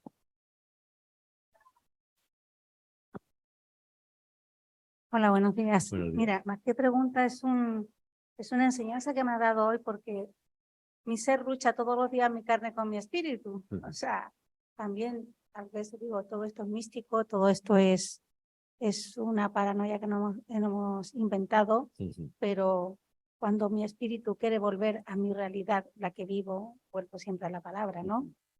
Y me ha gustado mucho lo que has nombrado hoy y lo he reafirmado como enseñanza en, si tú me preguntas a mí, ¿quién soy yo? Yo soy Rosa, pero soy Rosa con un espíritu que me ha enseñado Dios. O sea, quiero ser la imagen de lo que me ha enseñado la Escritura.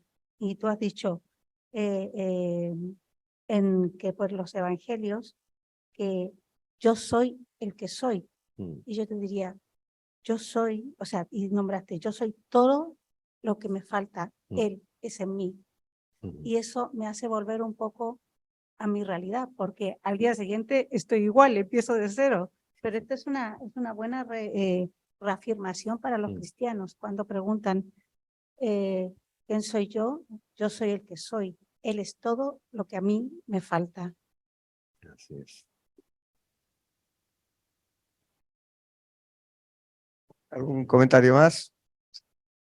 Bueno, gratitud en nombre de todos. Gracias a los que habéis asistido al curso, tanto por Zoom como de manera presencial. Y sobre todo, José, muchísimas gracias por haber compartido este tiempo y tu sabiduría.